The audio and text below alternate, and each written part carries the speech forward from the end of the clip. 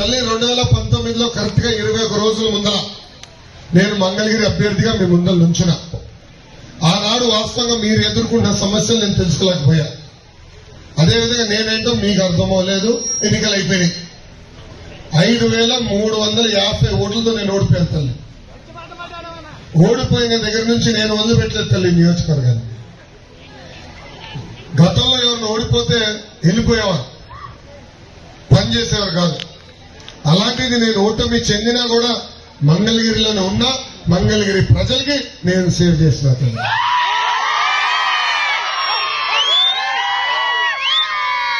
ఈ రోజు ఈ సభాముఖంగా కరకట కమలాసన్ గారికి సూటిగా ప్రశ్న వస్తుంది.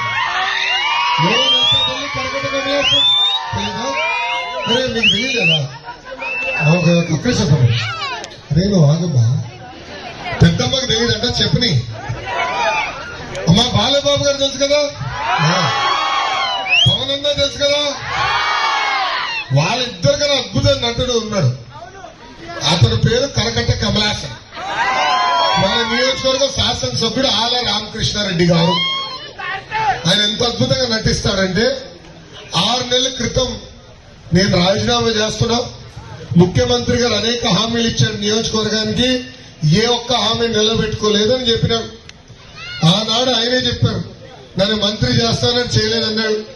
నియోజకవర్గానికి 2000 కోట్ల రూపాయలు ప్రతి సంవత్సరం ఖర్చు పెట్టి అభివృద్ధి చేస్తానని ముఖ్యమంత్రి గారు చేయలేదన్నారు. ప్రజలు అనేక ఇబ్బందులు ఎదుర్కొంటున్నారు, బాధల్లో ఉన్నారు, వాళ్ళ సమస్యలు నేను పరిష్కరించలేకపోతున్నారని ఇంకా వద్దు నాకు రాజకీయాలని రాజీనామా చేసి షర్మిలా గారి ఎన్నికల పరిగెత్తుకుంటూ వెళ్ళాను. తర్వాత 2 నెలలు ఏమైందో నాకు తెలియదు. ఏం మాటలు కుదిరినా నాకు తెలియదు. మళ్ళీ సడన్ గా ముఖ్యమంత్రి గారి ఇంటి ముందర కంప్లీట్ చేయడం కరకట్ట కమలాసన్.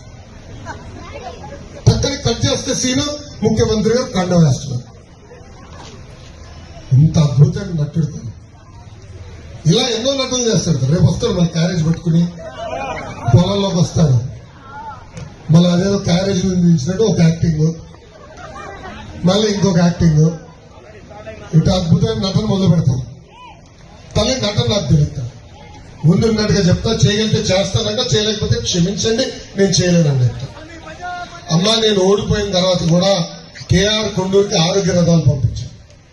మీకు ఉచితంగా అనారోగ్యంతో ఇబ్బంది పడుతుంటే, ఊర్లో ఎవరైనా అనారోగ్యంతో ఇబ్బంది పడుతుంటే వాళ్ళకి ఉచితంగా మందు బిల్లు మనం అందించాం. నిరుపేద కుటుంబాన్ని ఆదుకునే దానికి, స్వయం ఉపాధి కల్పించడానికి ట్రైనింగ్ ఇచ్చి కుట్టు మెషిన్ కూడా అందజేశాం. నిరుపేద కుటుంబానికి తోపుడు బండ్లు అందజేశాం. నాకు తెలిసినంత వరకు దాదాపు 70 కుటుంబాన్ని ప్రతిపక్షంలో ఉంటూ ఆరోగ్య రథం కాకుండా ఆదుకుంటాం జరుగుతుంది. అదే కానీ మీరు నన్ను ఆశీర్వదించి దీవించి భారీ మెజార్టీతో శాసనసభ పంపిస్తే నియోజకవర్గ రూపురేఖలు మార్చే బాధ్యత నేను తీసుకుంటాను.